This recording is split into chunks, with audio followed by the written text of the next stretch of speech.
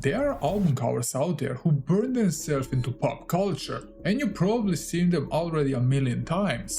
But many of us never stopped and think, who are these people on the album cover and what happened when the camera was gone? From the frisky nurse on the Enema of the State cover, to the baby who later tried to sue Nirvana over Nevermind.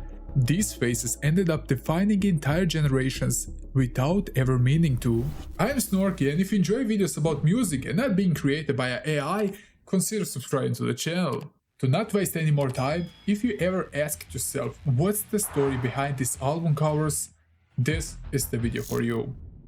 Let's talk about the album that defined a whole generation of kids in the 90s. That being Korn's self-titled album released in 1994. Back then, nobody in the band knew that this would become the blueprint for new metal for decades to come. It is a certified classic at this point, and the themes of the album were very personal. Especially the stuff that Jonathan Davis wrote about growing up, being bullied and molested. That's why the band wanted something very unsettling for the album cover.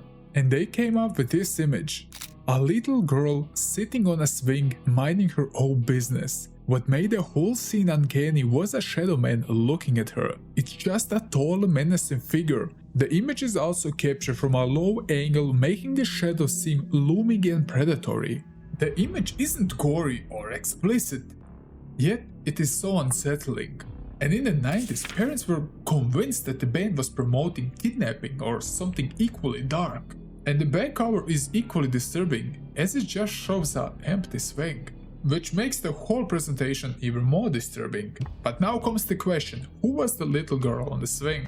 Her name is Justine Ferrara. She was just 6 years old when this photo was taken in West Hollywood. Her uncle, Paul Pontis, was the guy who signed Korn to Immortal Records. And he and her mother were the whole time there. The shoot lasted about an hour.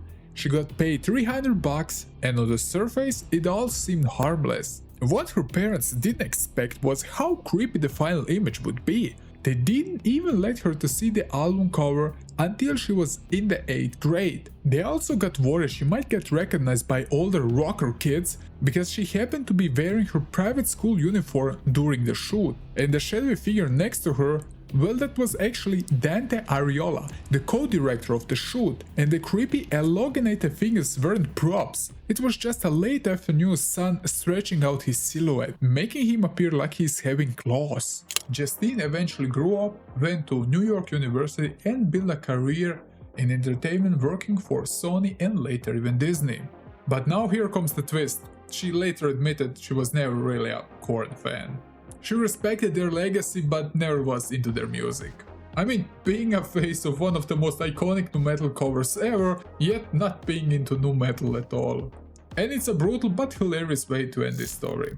Smashing Pumpkins formed in 1988 in Chicago and quickly became one of the most biggest alternative rock bands at the time. But by the time they finished at Siamese Dream in 1993, everything behind the scenes was falling apart.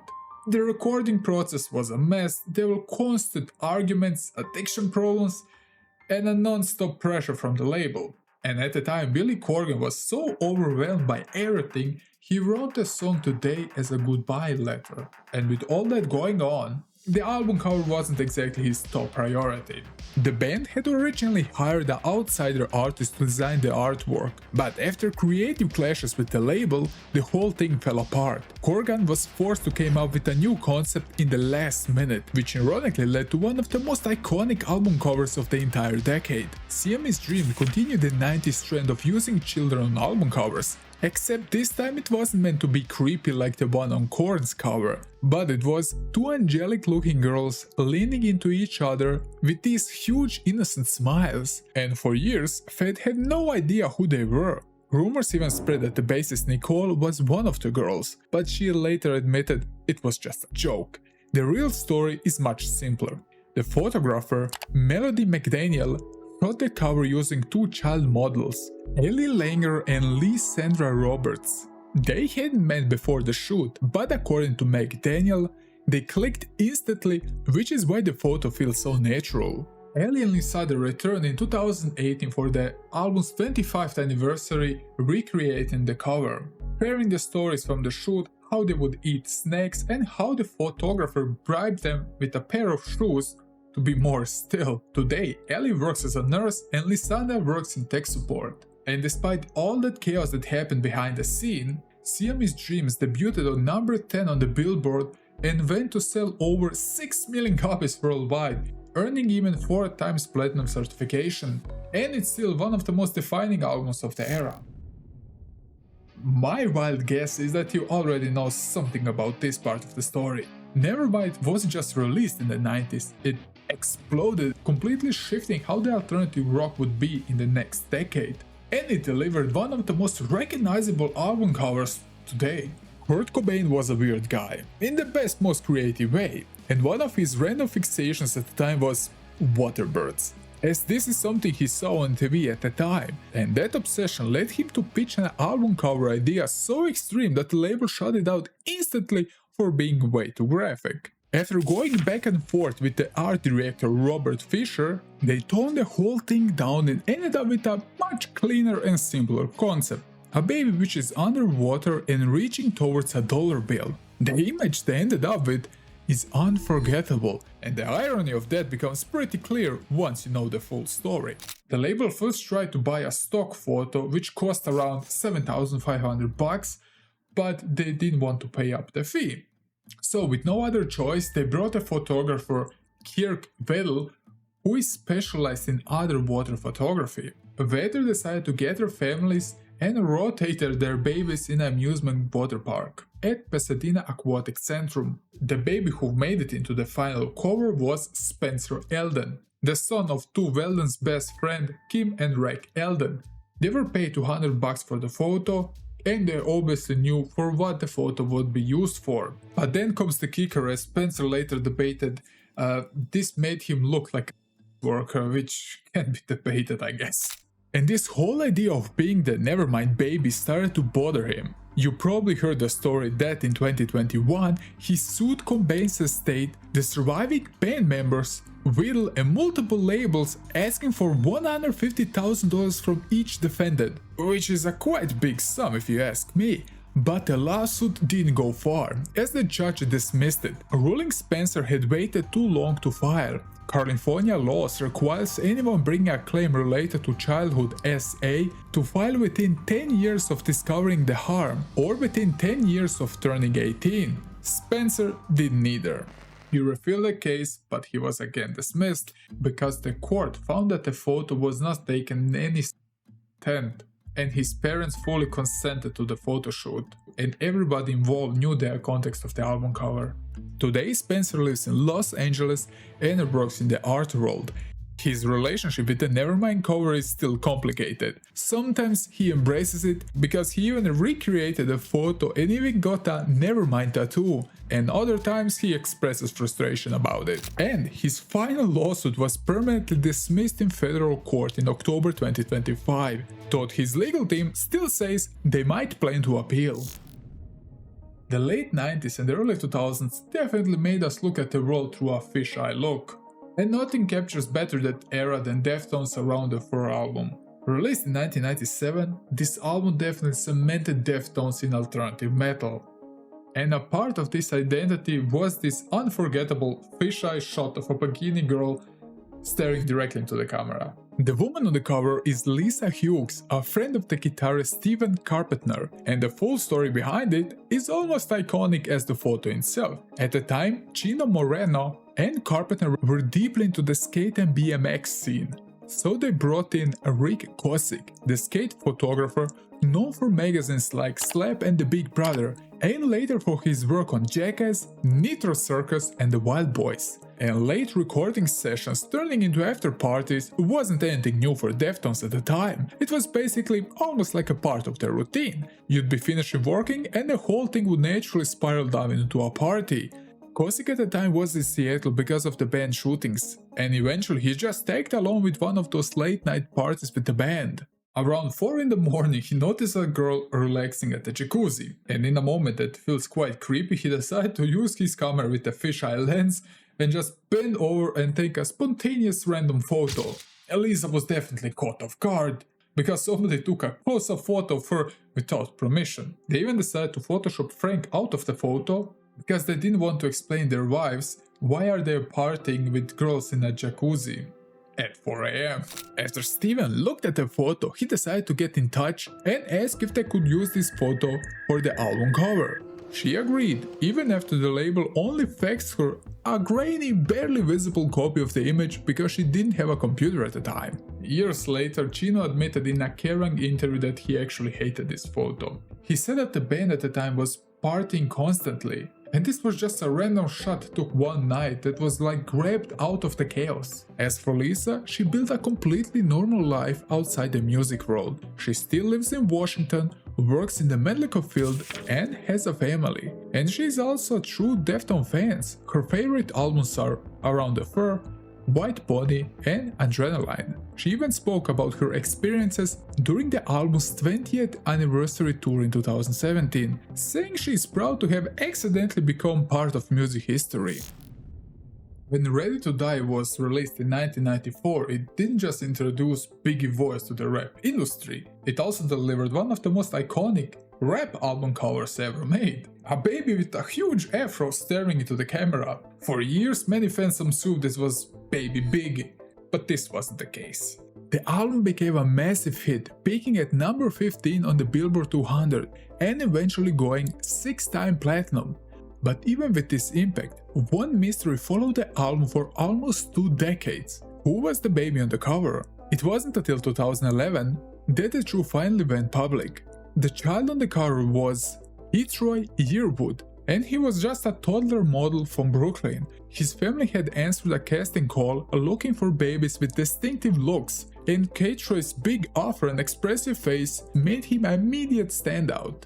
The shot itself lasted only for a few minutes, and his mom was paid around $350, which at the time was a standard modeling fee. But now comes the kicker. Keithroy had no idea he was the baby on the cover. It wasn't until his teenage years that he connected the dots and eventually confirmed it, and even though he never received royalties, he embraced the story. The photo itself was shot in a flat fee long before Ready to Die exploded the way it did, and Yearwood has also talked about how surreal it feels. Imagine being a face of a generation-defining album and you don't have a clue it's you. And today, Yearwood lives quite a normal life. His only regret he has about this whole shooting was that he doesn't possess any original photos of that particular shoot. You're probably waiting for this one, am I right? Formed in Poway, California in 1992, Blink grew up into one of the most defining bands in pop punk. Their whole identity was built around fast and catchy songs, while being very immature and a complete refusal to take anything seriously, including themselves. And honestly, if the cast of American Pie had a band, that would be probably Blink 182. Think about it. One time, at band camp, I stuck a flute. But when it came time to make the cover of Enema of the State, the band didn't want anything deep or dramatic, despite having one of the most depressing songs on their album, the Adams Song. But before they settled on the final title, they were messing around with names like Turn Your Head and Cough, OBGYN, Kenobi, Vasectomy, and Vasecto. With titles like this, they knew the cover needs to be playful and also slightly provocative, and they decided to make the album cover a nurse joke. The label gave them a list of models and they ended up choosing Janine Lindemulder, and on the cover she's snapping a pair of blue gloves in an open nurse outfit, giving the exact turn your head and cough look the band was going for. And on the back cover she's holding an oversized syringe to complete the joke. Janine was just on the album cover. She also appeared in videos for What's My Age Again and Man Overboard, becoming one of the most recognized faces from Blink's early era, but you probably already know that. But here is a small detail that many have missed. The original album cover had a red cross on her uniform. The problem was that the Red Cross immediately reached out to the band and saying that the symbol was legally protected under international humanitarian law, and the label eventually decided to remove the Red Cross to avoid any legal problems. But yeah, Blink almost broke the Geneva Convention because of this album. What the band didn't know was that at the time Janine was already well-known adult entertainment performer. After the album came out, she stepped away from the industry to raise her son and even considered becoming a school teacher. In 2002, she married West Coast Choppers founder Jesse James, but the relation collapsed under accusation of cheating and domestic issues. She went through a messy divorce while 7 months pregnant, and over the years she drifted in and out of the adult work, dealt with tax evasion charges, and spent time in rehab. Today Janie lives in Oregon, where she focuses on rebuilding her life at a quiet pace, and she also runs an OnlyFans account. Dirt is considered one of their landmarks when it comes to the grunge era of rock, a record that shows up on almost every The Best albums from the 90s list.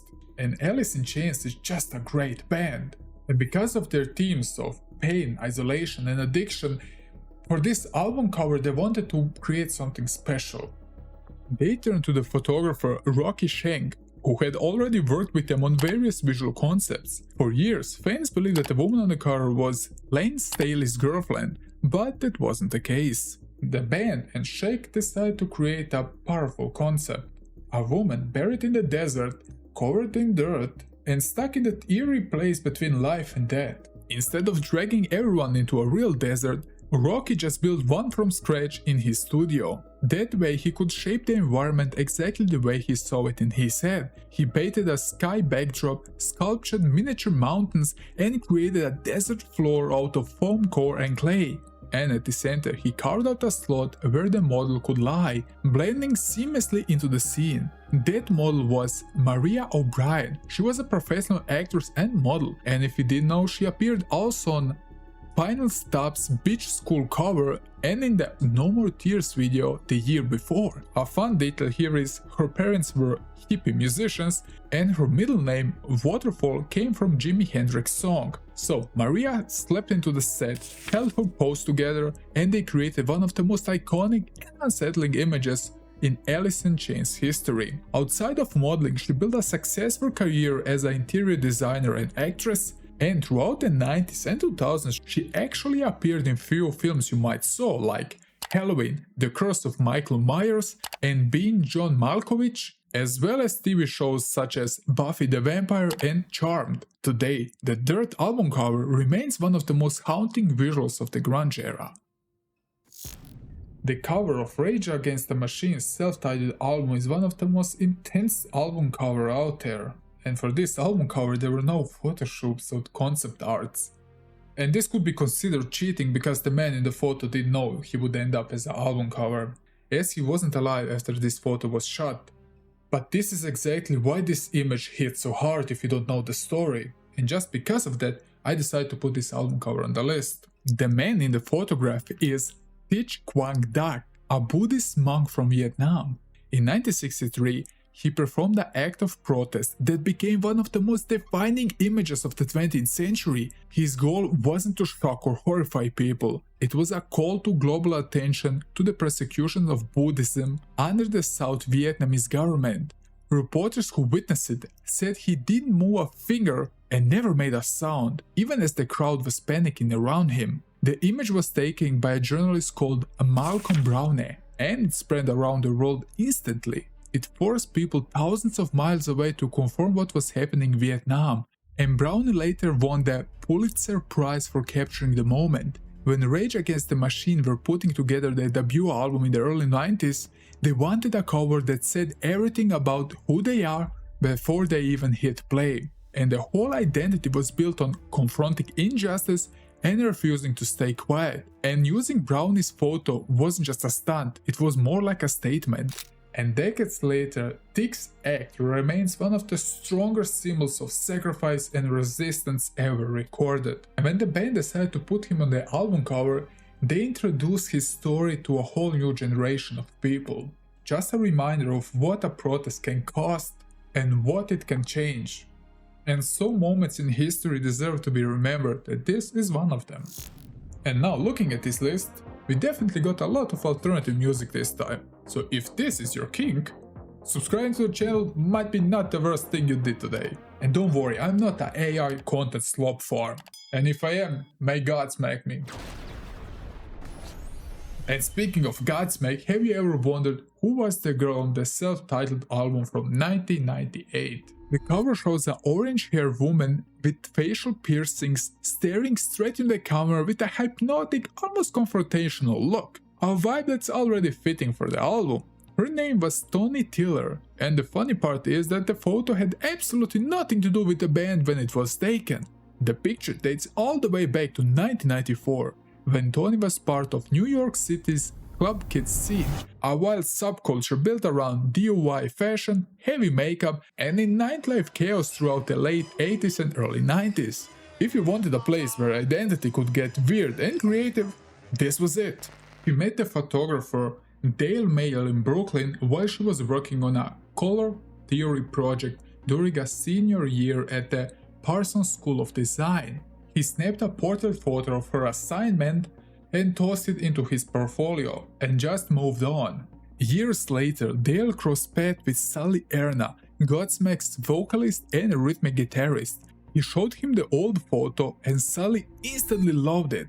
And just like that, Toni became the face of Godsmack's debut album. Today, Toni lives a completely different life. She's not clubbing anymore, and the bright orange hair is long gone. Instead, she lives out in the woods, meditates, keeps her head clean, and dives into all kinds of esoteric studies. And my personal favorite detail is, she runs a little reform schools for rude kittens. I like that. Bad Mr. Kitty. Bad. U2's debut album was released in 1980, and if you never heard a single track from this album, you still probably know the album cover. At least this was in my case. The album cover portrays a young boy staring into the camera. And for years people have wondered who is the boy on the cover, and what's his connection to the band. The child on the cover is Peter Ronnie, the younger brother of Googie, one of Bono's closest childhood friends. Peter was only 5 years old when the photo was taken. The shot itself was incredibly simple. The photographer, Hugo McGuinness, took the picture in Bono's own kitchen, using only natural light and trying to capture something honest and vulnerable rather than staged and dramatic. That raw and unpolished look ended up becoming the visual identity of the early U2. Peter also didn't just appear on The Boy, he also became the face of several early U2 releases, including the 3AP and the I Follow single. His image was used so often in the early years of the band that he unintentionally became a part of the band's visual presentation. As he got older, Rowen admitted that being permanently associated with the band and called Boy became a bit of strange. What I found very interesting is that in the US, they decided to put an alternative cover because the label worried that the original album cover might be misinterpreted. They were apparently nervous about possible connections to PDFs. Which is kind of weird that you would go so far from only looking at Boy's image. But in Europe and later reissues, the original photo remained intact. And despite all of that, Peter never pursued any modeling. He grew up and lives a pretty normal life, but eventually he became a professional photographer in Ireland, which feels kind of fitting when you realize how iconic the photo was. Today he's fully embracing this story, and he openly talks about how surreal it feels that he was a face of a whole band. Wish You Were Here has one of the most unforgettable covers ever made. Two men shaking hands on a studio lot, with one of them literally being on fire. It looks surreal and very symbolic, but the twist here is there is no CGI. The man on fire was a real stunt performer called Ronnie Rondell Jr. The concept came from the legendary design studio Hypnosis, led by Storm Thorness and Aubrey Powell. The album deals heavily with themes of absence, alienation, and the dishonest of the music industry. The idea that people often hide their true feelings out of fear they'll get burned. Hypnosis wanted to show that metaphor literally. The photo was taken on Warner Bros. Lot in Burbank, California, and Ronald at the time wore an anti-fire suit and completely covered in protective gel, and needed to be completely still while they ignited him. And the man who was shaking his hand at the time was fellow stunt performer Danny Rogers. Even with all the safety precautions, the shot was intense. It took about 15 takes to get the perfect moment. A sudden gust of wind blew the fire towards Ronald's face, burning a part of his eyebrow and mustache, before the crew could rush in and put out the fire. Despite that, he finished his shot. The final image was reversed in post-production because the wind was blowing in the wrong direction during the actual shoot. But Ronald wasn't just a guy on fire. He was one of the Hollywood's most respected stuntsmen, with a career spanning over 50 years. His resume includes work on Star Trek, Charlie's Angel, The Karate Kid and Matrix Reloaded. He even co-founded Stunts Unlimited, an agency created to represent top stunt performers. In 2004, he received a Lifetime Achievement honor at the Taurus World Stunt Awards. Recognition of a career most people never realized they've seen hundreds of times on screen. Ronnie Ronald Jr. passed away on August 12, 2025 at the age of 88. And while he left behind decades of film and TV work, the image most people remember is one of him calmly shaking hands while literally being on fire. And ending the list, once again with Black Sabbath. Kind of fitting, am I right? If there is one album that gave birth to heavy metal, it was Black Sabbath debut album. It's dark, heavy, unsettling, and it still feels like nothing else from that era. And the cover needed to match this energy. And with that said, Black Sabbath's 1970 debut album ended up with one of the most haunting images in rock history. A lone woman in a black cloak standing in front of the maple-drawing watermill, surrounded by dead leaves and a thick fog. For more than 50 years, nobody knew who she was. People made up all kinds of stories. Some swore it was Ozzy in disguise, and others said it was a real witch who lived at the watermill. Rumors spread fast back then, and the mystery only made the album more scarier. The final truth came out decades later. The photo was created by a designer and photographer, Keith McMillan, who wanted something eerie and occult looking without going full horror. To nail the atmosphere, he brought everything he could get his hands on: fog machines, dry ice, dead branches, a taxidermy crow, and even a black cat. The shot took place around 4 AM, chosen because sunrise there always look naturally ghostly. And after half of a century of speculations, Rolling Stones finally revealed the woman in the black cloak, Louisa Livingstone, who was a teenage model at the time. At the shooting, Macmillan had to wear a long black cloak and nothing underneath. They tried several poses, including some nude shots, but they were too risky, and later they commented that it would simply not match the vibe of the album. Louisa went on to build a career in the arts. She performed at the National Theatre in London and took roles in production like Lark Rise of the Candleford, and later moved into experimental electronic music under the name Indebra. These days, she is also involved into cat rescue work, and the most surprising part here is Louisa Livingstone has openly said she never liked anything from Black Sabbath. Quoting, "I feel awful for saying it because it's probably not what people want to hear, but it's not my kind of music," she said to the Rolling Stones. "I got the album, listened once, and moved on." Imagine being permanently tied to the heavy metal industry and not liking the album you're on. But here's a good question. Have you ever asked yourself, what are the most disturbing album covers out there?